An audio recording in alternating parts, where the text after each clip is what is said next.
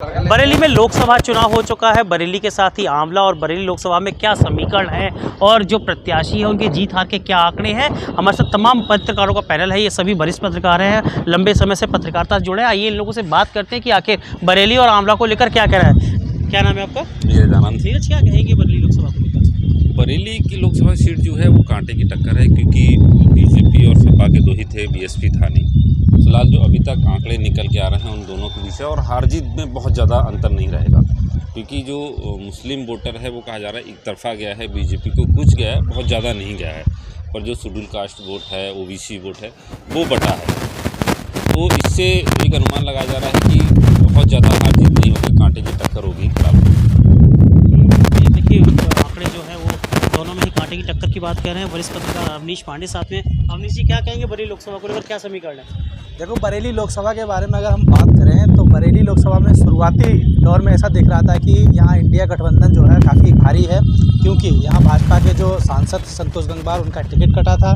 इसको लेकर कुर्मियों में एक बड़ी नाराज़गी थी। दूसरा जो है, बसपा से छत्रपाल गंगवार को यहाँ मैदान में उतारा गया था, तो ये माना जा रहा था कि वो कुर्मी वोटों में थोड़ी सेंधमारी करेंगे और बाकी जो इंडिया गठबंधन का अपना परंपरागत वोट है, इसको लेकर वो बहुत मजबूत स्थिति में रहेंगे। लेकिन जैसे जैसे चुनाव बढ़ता चला गया और चरम पर आया, अपने मतदान से 3-4 दिन पहले ही एकदम समीकरण बदलते चले गए इस सीट के। इंडिया गठबंधन के प्रत्याशी प्रवीण सिंह ऐरन होने के बावजूद यहाँ राहुल और प्रियंका की कोई जनसभा नहीं हुई।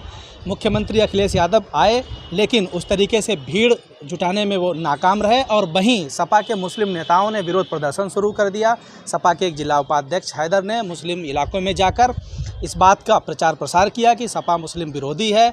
मौलाना शहाबुद्दीन, उन्होंने भी इसका विरोध किया। मौलाना तौकीर रजा ने भी इंडिया गठबंधन का विरोध किया। वो आईएमसी के अध्यक्ष हैं, यहाँ बड़ा नाम है, आला हजरत दरगाह से जुड़े हुए हैं। तो मुस्लिमों के बड़े नुमाइंदे थे जिन्होंने सीधे तौर पे इंडिया गठबंधन का विरोध किया। तो इंडिया गठबंधन का जो प्रत्याशी और जो उनकी टीम थी मैनेजमेंट की, वो अपने वोटों को, अपने नेताओं को साध नहीं सकी। वहीं दूसरी तरफ अगर हम भाजपा की बात करें तो भाजपा के प्रत्याशी छत्रपाल गंगवार का जितना विरोध था, अंत में आते आते सब एकजुट हो गए और सांसद संतोष गंगवार प्रधानमंत्री के साथ रोड शो में दिखे, मंच पे दिखे, और उन्होंने ये बताने की कोशिश की कि नहीं, हम भाजपा को वोट भी दे रहे हैं, हमारे साथ समर्थक भी हैं। दिखता था, उस तरीके का माहौल इस बार देखने को नहीं मिला है। बरेली की बात करें तो बरेली में परंपरागत सीट बीजेपी की मानी जाती है, लेकिन इस बार जो संतोष गंगवार है उनका टिकट काट दिया गया, उनकी जगह पे छत्रपाल गंगवार को लाया गया है मैदान में। उससे देखने में आ रहा है कि छत्रपाल से लोगों का वो लगाव नहीं था, वो लगाव नहीं था। संतोष गंगवार जी के साथ में खासियत ये थी कि उनको 50 से 60 हज़ार के मुस्लिम वोट भी मिलता था, लेकिन अब ऐसा नहीं है, क्योंकि मुस्लिम एक तरफा समाजवादी पार्टी के साथ खड़ा दिखाई दे रहा है। दूसरी ओर यादव की संख्या कम है बरेली में, ये बात जरूर है, लेकिन खास बात यह है कि इस बार जो SC/ST वोट है वो भी बटा है। वो दोनों क्षेत्रों में, दोनों जगह गया, दोनों पार्टियों गया। एक तरफ समाजवादी पार्टी को भी, तो समाजवादी पार्टी में ये माना जा रहा है कि SC वोट काफ़ी ज़्यादा गया है। तो ऐसे में बरेली की सीट की अगर बात की जाए तो काफ़ी कांटे की टक्कर है। और अगर आंवला पे बात करें तो आंवला में इस बार ज़रूर समाजवादी पार्टी भारी दिखाई पड़ रही है भारतीय जनता पार्टी की अपेक्षा, क्योंकि भारतीय जनता पार्टी के जो सांसद हैं उनसे काफ़ी नाराज़गी लोगों की है, उनकी भाषा को लेकर, उनके व्यवहार को लेकर। जैसे उनकी कई तमाम चीज़ें वायरल हुई पहले, तो उसको लेकर क्षत्रिय समाज पूरी तरीके से उनसे नाराज़ था, ब्राह्मण समाज नाराज़ था। दूसरी ओर जो कैंडिडेट मौर्य आया तो मौर्य के साथ चला गया। तो ये माना जा रहा है कि करीब 70 से 80% जो मौर्य है वो साथ में चला गया नीरज मौर्य के, यानी कि समाजवादी पार्टी के। क्षत्रिय वोट भी काफ़ी हद तक चला गया, ब्राह्मण वोट भी चला गया, और MY फैक्टर तो वहाँ पे कामयाब है ही। तो ऐसे में जो साइकिल है वो तेज़ी से दौड़ती वहाँ पर दिखाई दे रही है, और कमल जो है वो थोड़ा सा मुरझाता हुआ दिख रहा है। देखिए, ये अनूप मिश्रा है जिनका अपना व्यक्तिगत आंकड़ा है, जो लंबे समय से पत्रकारिता में रहे, जो जमीन पे हकीकत पे जाना, वो बताया। हमारे साथ नेटवर्क 18 के विकास सेक्शन है, बात करेंगे। विकास जी, क्या कहेंगे, क्या आंकड़े हैं? देखिए, 2 लोकसभा सीटें हैं बरेली जनपद की। अगर हम बात करें तो पहली तो बरेली की अगर हम बात करें तो संतोष गंगवार का एक लंबा करियर रहा है, और उनको अनुभव भी था और अनुभव है, और आगे भी उनको भीष्म पितामह के रूप में बरेली में लोग जानते हैं और जानते भी रहेंगे। लेकिन जहाँ तक बात की जाए इस समय की राजनीति की, तो उनके टिकट कटने के बाद में कुछ न कुछ नाराज़गी लोगों में थी, जैसा कि सभी ने देखा। उसके बाद में जो कुछ कुर्मी समाज था, लोगों की नाराज़गी थी कि उनका टिकट बेकार काटा गया है और इनको जो टिकट दिया गया है, इनसे भी लोग कुछ असंतुष्ट थे। लेकिन बाद में मोदी जी आए, उनकी एक बार रैली भी हुई, रोड शो भी हुआ, अमित शाह भी आए, जिसके बाद लगा है कि कहीं ना कहीं परंपरागत सीट जो है वो कायम रहेगी। और अगर बात कर लें हम आंवला की, तो मुस्लिमों के जो नुमाइंदे हैं, 2-3 नेता लोग हैं यहाँ पे, या 2-3 जो भी उनके धर्मगुरु हैं, उनका कहना था, उन्होंने एक प्रेस कॉन्फ्रेंस भी की थी अगर आपको ध्यान हो, तो उनका ये कहना था कि हम किसी भी पार्टी को नहीं बल्कि मुस्लिम कैंडिडेट को मुस्लिम ही वोट दें। यानी कि अगर आंवला में बात करें तो 3 प्रत्याशी वहाँ पे हो गए थे, भारतीय जनता पार्टी और गठबंधन समाजवादी पार्टी और बीएसपी के। तो उनकी ये मांग थी और उन्होंने ये पीसी करके कहा भी था कि मुस्लिम प्रत्याशी को मुस्लिम वोट दें, ना कि समाजवादी पार्टी को दें।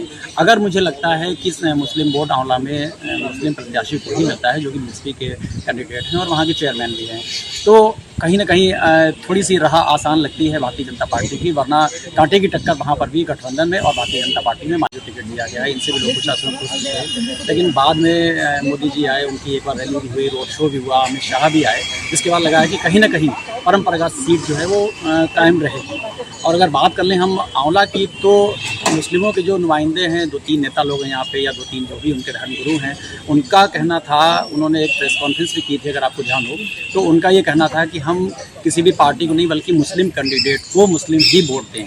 यानी कि अगर आंवला में बात करें तो 3 प्रत्याशी वहाँ पे हो गए थे, भारतीय जनता पार्टी और गठबंधन समाजवादी पार्टी और बीएसपी के। तो उनकी ये मांग थी और उन्होंने ये पीसी करके कहा भी था कि मुस्लिम प्रत्याशी को मुस्लिम वोट दें, ना कि समाजवादी पार्टी को दें। अगर मुझे लगता है कि मुस्लिम वोट आंवला में मुस्लिम प्रत्याशी को ही मिलता है, जो कि बीएसपी के कैंडिडेट हैं और वहाँ के चेयरमैन भी हैं, तो कहीं ना कहीं थोड़ी सी राह आसान लगती है भारतीय जनता पार्टी की, वरना कांटे की टक्कर वहाँ पर भी गठबंधन में और भारतीय जनता पार्टी में मानी जा रही है। ये थे विकास सक्सेना जिनके अपने आंकड़े हैं। हमारे साथ अरविंद हैं। अरविंद, क्या कहेंगे, संतोष गंगवार का इस बार टिकट मिलना क्या भारी पड़ेगा बड़ी लोकसभा पर? मुझे लगता है जरूर कुछ ना कुछ इस बार जो बीजेपी का है गढ़ कहा जाता है, वो कहीं ना कहीं इस पर चेंजमारी लगती दिखाई देती आ रही है। अगर बात करें कैंट बरेली जो लोकसभा की, तो इस पर जो यहाँ पे गठबंधन प्रत्याशी है प्रवीण सिंह है, तो वो कहीं ना कहीं मजबूत दावे जा रहे हैं, क्योंकि यहाँ पर सिर्फ गठबंधन और भाजपा ही आमने सामने है।